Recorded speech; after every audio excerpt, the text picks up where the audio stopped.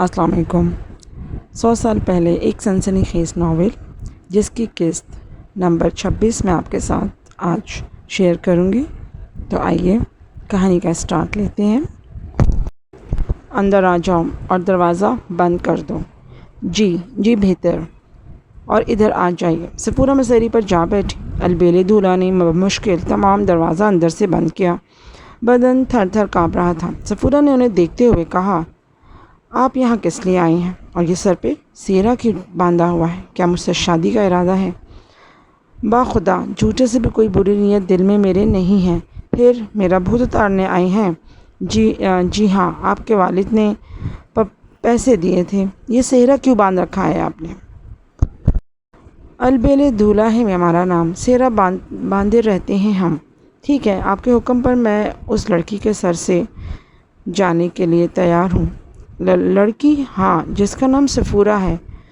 وہ تو خود آپ کا نام ہے۔ البیلے میاں گھبرا کر بولے، میں تو بھوت بول رہا ہوں، سفورہ کہاں بول رہی ہے؟ بھوت؟ سچ مچ کے بھوت؟ تو اور کیا جھوٹ موٹ کے سمجھ رہے ہو؟ چلو سہرا اتارو۔ اتارے؟ ہاں، سہرا اتار کر بات کرو۔ البیلہ دولہا نے سہرا اتار کر ایک طرف رکھ دیا۔ شیروانی بھی اتارو۔ اندر قمیض نہیں ہے، البیلے صاحب گھبرا کر بولے۔ کیوں نہیں پہنی؟ بٹن ٹوٹے ہوئے تھے۔ شیروانی اتارو، ننگے ہو جائیں گے قسم سے اللہ کی۔ البیلے دولہا نے سہمے ہوئے لہجے میں کہا، تو تم میرا بھوت اتارنے آئے ہو، مگر خود تمہارے اوپر تو ایک بھوت چڑھا ہوا ہے۔ میرے اوپر؟ ہاں، شیروانی اتارو ورنہ پھاڑ دوں گی۔ ارے باپ رے، جانا چاہتے ہیں محترمہ؟ جانا چاہتے ہیں؟ آپ پر اگر کوئی بھوت وغیرہ ہے اور سچ مچ ہے تو کوئی اور علاج کر دے گا آپ کا، ہمیں تو کچھ بھی نہیں آتا۔ آپ اپنا علاج تو کرا لیجئے مجھ سے، تاکہ میرے ممی ڈیڈی کو عقل آئے، سفورہ نے کہا اور ایک دم البیلے دولہا پر چھلانگ لگا دی۔ البیلے دولہا کے کٹے ہوئے بکرے کی طرح چیختے رہے اور باہر موجود لوگ ان کی آواز سن کر اچھل پڑے تھے۔ سفورہ نے البیلے دولہا کی شیروانی کے سارے بٹن توڑ دیے، شیروانی اتار کر پھینک دی اور اندر واقعی قمیض نہیں تھی، ہڈیوں کا ایک پنجر نظر آ رہا تھا۔ اب کہیے تو آپ کا باقی لباس بھی اتار دوں؟ تمہیں خدا کا واسطہ، تمہیں اپنے ماں باپ کی قسم ایسا مت کرنا۔ اس کے بعد کبھی آپ کسی کا بھوت اتارنے جائیں گے؟ اللہ قسم وہی آستانے پر کوئی آ مرا تو دیکھا جائے گا، گھر کسی کے نہیں جائیں گے۔ پہلی بار آ گئے تھے چکر میں، تو پھر ذرا اپنا حلیہ بھی صحیح کر لیجیے۔ سفورہ نے ایک الٹا ہاتھ البیلے دولہا کے منہ پر دے مارا اور اس کے بعد انہیں خوب اچھی طرح زمین پر رگڑا۔ گھٹنے تو ویسے ہی ٹوٹے ہوئے تھے، کہنیوں سے خون نکل آیا، ناک بھی رگڑ گئی، گالوں پر بھی نشان پڑ گئے۔ پھر سفورہ نے 2-4 گھونسوں سے دانت بھی ہلا دیے اور منہ سے خون ٹپکنے لگا۔ سفورہ نے ان کے بال مٹھی میں جکڑ کر زور زور سے کھینچے اور بہت سارے بال اس کے ہاتھ میں آ گئے۔ اس کے بعد انہیں بالوں ہی سے پکڑ کر دروازے کی جانب بڑھی، دروازہ کھولا اور ایک زوردار لات کمر پر رسید کی۔ البیلے دولہا محاورتاً نہیں حقیقتاً فضا میں پرواز کرتے ہوئے دور جا کر گرے۔ رمضان ان کی زد میں آنے والا تھا، چیخ کر بولا، مر گئے مرشد! ہائے سچ مچ مر گئے! ابے بھاگ، ہم کہتے ہیں بھاگ! رمضان نے البیلے دولہا سے بھی لمبی چھلانگ لگائی تھی۔ سفورہ دروازے سے باہر نکل آئی، البیلے دولہا خود بھی رمضان کے پیچھے دوڑے تھے۔ دوڑتے دوڑتے انہوں نے کہا تھا، حضور انور، شیروانی کی حفاظت فرمائیے، ہماری امانت ہے آپ کے پاس۔ طاہر علی شدید پریشانی کے باوجود کہکے کو ضبط نہ کر سکے۔ نیرہ بیگم البتہ خوفزدہ نگاہوں سے دونوں طرف دیکھ رہی تھی۔ البیلے دولہا پھر نہیں رکے تھے، پاجامہ پہنے بھاگے جا رہے تھے اور رمضان ان سے کہیں زیادہ تیز رفتار تھا۔ البیلے دولہا کے گھٹنوں میں چوٹ لگی ہوئی تھی، اس لیے تیز نہیں دوڑ پا رہے تھے، لیکن دیکھتے ہی دیکھتے وہ گیٹ سے باہر نکلے اور نگاہوں سے اوجھل ہو گئے۔ سفورہ آہستہ آہستہ چلتی ہوئی ماں باپ کے قریب پہنچی اور پھر سرد لہجے میں بولی، دیکھیے ڈیڈی، دیکھیے ممی، اس طرح کا کوئی تماشا اب دوبارہ نہ کیجیے گا۔ میں آپ لوگوں کو کوئی نقصان نہیں پہنچا رہی، میری منزل الگ ہے، میرا راستہ بالکل الگ ہے۔ آپ برائے کرم میرے لیے پریشان نہ ہوں، اگر آئندہ آپ نے ایسی کوئی حرکت کی تو میں کسی بھی شخص کو قتل کر سکتی ہوں، پھر اس کے بعد آپ کو باقی معاملات میں الجھنا ہوگا۔ میں تو خیر قتل کر کے بچ جاؤں گی، مگر آپ مشکل میں پڑ جائیں گے۔ سمجھ رہے ہیں نا آپ لوگ؟ میں ذرا باہر جا رہی ہوں، ایک بار پھر آپ سے درخواست کرتی ہوں کہ آپ ایسے کسی مسئلے میں دوبارہ نہ پڑیں۔ یہ بیوقوف قسم کے لوگ اپنے آپ کو پیر اور بزرگ ظاہر کر کے جو حرکتیں کرتے ہیں آپ کو نہیں معلوم، آئندہ خیال رکھیے گا۔ صفورہ کٹ کٹ کرتی ہوئی باہر نکل گئی اور پھر اس کی کار کوٹھی سے باہر نکل آئی۔ میں یہ نہیں سمجھ پا رہا کامران کہ میرے دشمن آخر چاہتے کیا ہیں۔ سچی بات یہ ہے کہ بڑی الجھن کا شکار ہوں۔ اصل میں یہ نہیں پتہ چل پا رہا کہ یہ قصہ کیا ہے۔ ایسے میں تمہیں پوری بات نہیں بتا سکا۔ اگر یہ صرف اتنا سا معاملہ ہے تو میں اسے اپنی انتہائی بد نصیبی کے علاوہ کیا کہہ سکتا ہوں۔ کامران ہمدردی کی نگاہوں سے ہارون کو دیکھتا رہا۔ ہارون تھوڑی دیر تک سوچنے کے بعد بولا، میرا خیال ہے میں نے تمہیں صفورہ کے بارے میں مختصر طور پر بتایا تھا۔ بڑی خوبصورت لڑکی ہے، میری ایک مربی حاجی عطا تھے۔ حاجی عطا صاحب نے میرے لیے ایک رشتے کا انتخاب کیا تھا، لیکن میرا ذہن افشا کی طرف تھا۔ میں نے صفورہ کے رشتے کو ٹھکرا دیا اور افشا سے شادی کر لی۔ میرے ذہن سے صفورہ کبھی کی نکل گئی تھی۔ مجھے جو ٹیلی فون ملا وہ صفورہ کا ہی تھا۔ وہ یورپ سے آئی تھی اور اس نے مجھے فون کر کے کہا تھا کہ اس ہوٹل کے اس کمرے میں ملوں۔ باقی تفصیلات تمہیں معلوم ہیں، مگر یہ نہیں معلوم کہ ہوٹل کے کمرے میں تمہاری اس سے کیا بات چیت ہوئی ہے، کامران نے کہا۔ بڑی عجیب بات ہے کامران، وہ مجھے اپنی قربت کی پیشکش کر رہی تھی۔ اس کا کہنا تھا کہ چونکہ میں نے اسے ٹھکرا دیا تھا اس لیے وہ اب اپنا انتقام لینا چاہتی ہے، اس لیے اس نے افشا کو قید کر رکھا ہے۔ اس نے مجھے شرط پیش کی کہ اگر وہ یہ بات ثابت کر دے کہ اشر اور افشا اس کے قبضے میں ہیں تو مجھے اس کی ساری باتیں ماننی پڑیں گی، اور میں نے اس سے وعدہ کر لیا۔ وہ مجھے ان لوگوں سے ملانے کے لیے لے گئی تھی، لیکن وہ وہاں نہیں ملے۔ یہ ہے ساری داستان۔ حیرت کی بات ہے، اگر اس مسئلے میں وہ لڑکی صرف اپنے انتقام کی آگ پوری کرنا چاہتی ہے اور اس نے افشا کو اغوا کیا ہے تو واقعی بڑی حیرت ناک بات ہے۔ میں کسی لڑکی سے ایسی توقع نہیں رکھ سکتا۔ یہ تو بالکل ہی الٹ معاملہ ہو گیا۔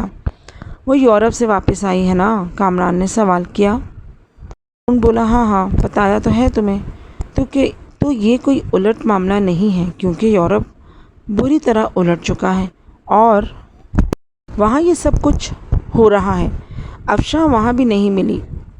ایسا لگتا ہے جیسے وہ واقعی وہاں ہو اور وہاں سے کہیں نکل گئی ہو۔ کامران خاموشی سے کچھ سوچتا رہا اور پھر اچانک ہی اس نے کہا، نہیں میرے دوست، یہ بات صرف اتنی سی نہیں ہے، اس کے پس منظر میں کوئی اور کہانی بھی چھپی ہوئی ہے۔ اور کہانی؟ وہ کیا؟ ہاں وہ کیا ہو سکتی ہے؟ اچھا یہ بتاؤ، چندن بدن کے بارے میں کیا کہتے ہو؟ کامران بولا۔ دماغ خراب ہو گیا ہے میرا؟ کیا مطلب؟ چندن بدن ایک ماڈرن لڑکی کے روپ میں دیکھی، جبکہ اس سے پہلے وہ جس طرح ملتی رہی ہے تمہیں اس کے بارے میں معلوم ہے۔ ایک قدیم روح، میں تو صرف یہی کہہ سکتا ہوں، اور اس کے علاوہ اور کیا کہا جا سکتا ہے؟ ہاں آگے بولو۔ ایک قدیم روح اتنی ماڈرن انداز میں، یہی چیز مجھے بھٹکا رہی ہے۔ کیا مطلب؟ ہو سکتا ہے جو لڑکی تم سے ہوٹل میں ملی ہے وہ صفورہ نہ ہو۔ صفورہ نہ ہو؟ ہاں۔ پھر؟ مطلب یہ کہ چندن بدن نے صفورہ کا روپ دھارا ہو، کامران نے کہا، اور ہارون حیرت سے منہ کھول کر اسے دیکھنے لگا۔ بہت دیر تک اسے دیکھتا رہا اور پھر سوچتا رہا۔ پھر اس نے آہستہ سے کہا، میرے خدا، میرے ذہن میں یہ بات نہیں آئی تھی، بلکہ میں خود بھی حیران تھا کہ صفورہ مجھ سے اتنی زیادہ متاثر کیوں کر ہوئی۔ اس بات کے پورے امکانات ہیں کہ چندن بدن نے صفورہ کا روپ دھارا ہوا ہو۔ ایک روح کے لیے کوئی مشکل کام نہیں ہے۔ اور پھر اس نے تمہیں اپنے بدن کی پیشکش کی، چندن بدن کی حیثیت سے نہ صحیح ایک مجبوری کے ساتھ۔ صفورہ کی حیثیت سے چندن بدن تمہیں حاصل کرنا چاہتی ہو تاکہ تمہیں اپنے قبضے میں کر لے۔ اس کا مطلب ہے وہ پرانے واقعات۔ کون سے؟ وہی جو میں نے تمہیں سنائے تھے خواب کی شکل میں، جس میں خاقان نامی ایک شخص چندن بدن کو لے گیا تھا اور گجراج نے مجھ پر حملے کیے تھے اور کہا تھا کہ میرے بدن سے خاقان کی بو آتی ہے۔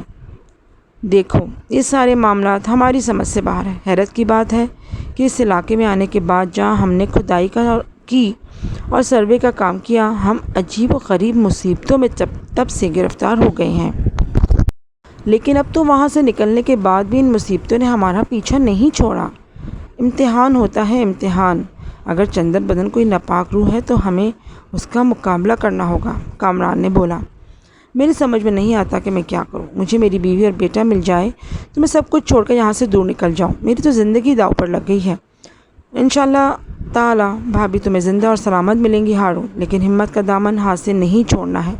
تم نے ایک نیا انکشاف کر کے مجھے واقعی مشکل میں ڈال دیا ہے کامران۔ ہم اس کی تصدیق کیے لیتے ہیں۔ کس طرح؟ حاجی عطا کا گھر معلوم نہیں تمہیں؟ اگر وہ پرانے ہی گھر میں ہیں تو میں تمہیں وہاں لے جا سکتا ہوں۔ روایتی قسم نہیں ہے، ہو سکتا ہے وہیں ان کا قیام ہو۔ ایسے لوگ اپنے آبائی گھر نہیں چھوڑتے، ویسے بھی وہ ان کا قدیم گھر تھا۔ چلو وہیں سے بہت سے انکشافات ہو سکیں گے۔ کامران نے مشورہ دیا۔ ہارون تیار ہو گیا۔ سارے بدن کی چولیں ہل گئی تھی، دماغ الگ پریشان تھا۔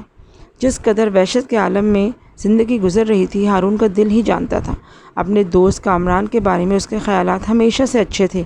کامران ایک بہت ہی اچھا ساتھی ثابت ہوا تھا، لیکن زندگی کی سب سے بڑی مشکل میں وہ ہارون کا وہ اس طرح ساتھ دے گا، خود ہارون نے بھی کبھی نہیں سوچا تھا۔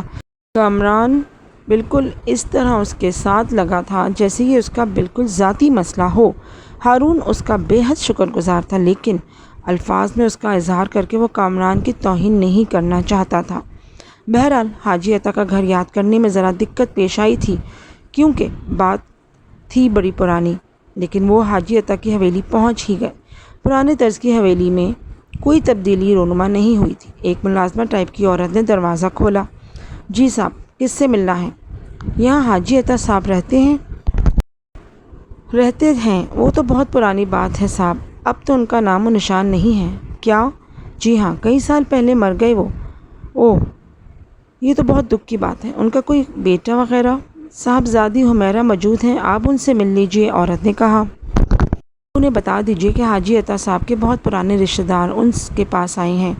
بہت ہی خوبصورت سجے ہوئے ڈرائنگ روم میں انہیں بٹھایا گیا اور تھوڑی دیر کے بعد ایک پروقار خاتون اندر نمودار ہوئی۔ کامران اور ہارون نے انہیں سلام کیا تو انہوں نے جواب دیا اور بولی، ابا جان کے بارے میں آپ کو علم نہیں تھا؟ نہیں، ہم اس شہر میں نہیں تھے، یہاں سے چلے گئے تھے۔ خیر فرمائیے، میرے لائق کوئی خدمت؟ خاتون بولی، آپ کو زحمت تو ہوگی، ایک صاحب جو حاجی عطا صاحب کے عزیز ترین دوستوں میں سے تھے، طاہر علی ان کا نام تھا۔ ہاں، طاہر علی۔ نیرہ بیگم؟ وہ یورپ چلے گئے تھے، واپس آ گئے ہیں۔ ابھی تک میری ان سے ملاقات تو نہیں ہوئی، لیکن ٹیلی فون پر بات چیت ہوئی ہے۔ نیرہ باجی نے مجھے اپنی آمد کے بارے میں بتایا تھا اور کہا تھا کہ بہت جلد وہ مجھ سے ملیں گی۔ فی الحال وہ کسی الجھن میں پھنسی ہوئی ہیں۔ آپ بتا سکتی ہیں یہاں ان کا کہاں قیام ہے؟ ہاں، میرے پاس ان کا پتہ اور ٹیلی فون نمبر دونوں موجود ہیں، منگوا دوں آپ کے لیے؟ خاتون بولی، بڑی نوازش ہوگی۔ خیر یہ بتائیں کیا پئیں گے آپ لوگ؟ نہیں، کوئی تکلیف نہ فرمائے، ہارون نے بولا۔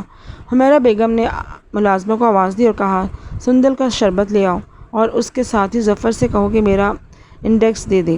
سندل کا شربت پینے کے بعد حمیرہ بیگم نے اپنے انڈیکس سے ٹیلی فون نمبر اور گھر کا پتہ نکال کر ایک کاغذ پر لکھ کر انہیں دے دیا اور کہنے لگی، کبھی بھی کوئی الجھن یا مشکل پیش آئے تو آپ لوگ میرے پاس آ سکتے ہیں، ہم صرف شکریہ ہی ادا کر سکیں گے آپ کا۔ بہت مہربان خاتون ہیں آپ۔ کوئی بات نہیں، حمیرہ بیگم نے کہا، اور کامران اور ہارون باہر نکل گئے۔ کامران نے جیپ اسٹارٹ کرتے ہوئے کہا، بات کا تو پتہ چل گیا ہے کہ صفورہ اور اس کے والدین یورپ سے آ گئی ہیں، ابھی چلیں گے اس پتے پر، ملیں گے ان سے؟ ہاں، کیوں نہیں، کامران نے کہا اور مطلوبہ پتے کی طرف دوڑا دی۔ پتہ معلوم کرتے ہوئے آخرکار اس عمارت تک پہنچ گئے جہاں کا پتہ انہیں ملا تھا۔ تھوڑی دیر میں ان کی رسائی نیرہ بیگم اور طاہر علی تک ہو گئی۔ طاہر علی نے پرخیال انداز میں انگلی اٹھاتے ہوئے کہا، تمہاری شکل شناسا سی لگتی ہے نوجوان، نام بتاؤ گے اپنا؟ میرا نام ہارون ہے، بہت پرانی بات ہے، حاجی عطا صاحب نے میری آپ سے ملاقات کرائی تھی۔ اوہو، ہاں ہارون، ہاں یاد آ گیا، اچھی طرح یاد آ گیا، کہو بیٹے کیا حال ہے تمہارے؟ حاجی عطا صاحب نے تمہارے رشتے کی بات کی تھی، مگر شاید تمہاری کچھ الجھنیں تھیں، کی وجہ سے تم نے اس رشتے سے انکار کر دیا تھا۔ جی، میں وہی ہارون ہوں۔ سناؤ کیسے مزاج ہے تمہارے، کیا کر رہے ہو بھائی؟ بڑا اچھا ہوا تم سے ملاقات ہو گئی، ہم تو ایک طرح سے یہاں بالکل اجنبی ہو کر رہ گئے ہیں۔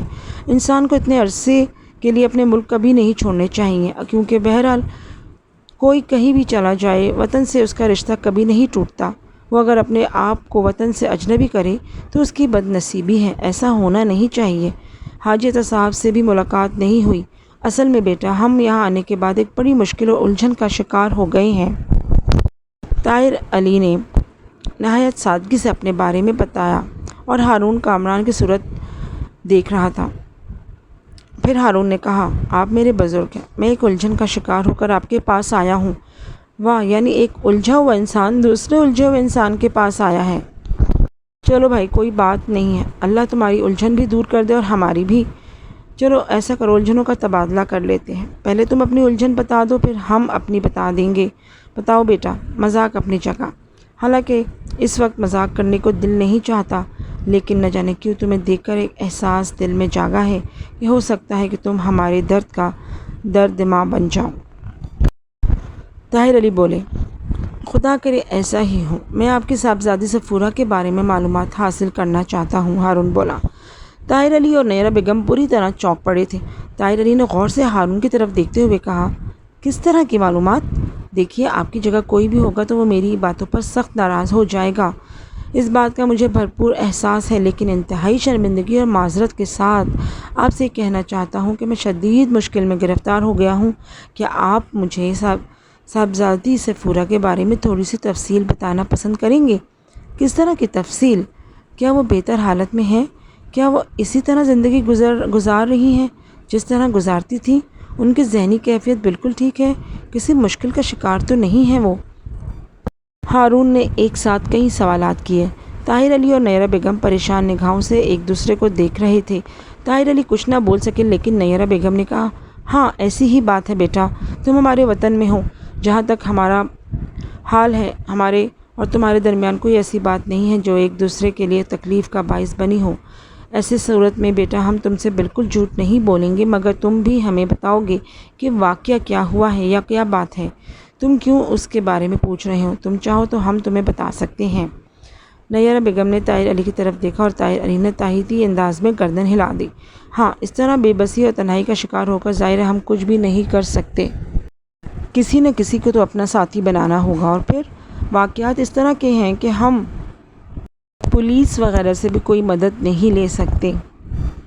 کیا مدد لیں گے اور کس سلسلے میں لیں گے؟ ساری باتیں بے وقوفی کی ہوں گی۔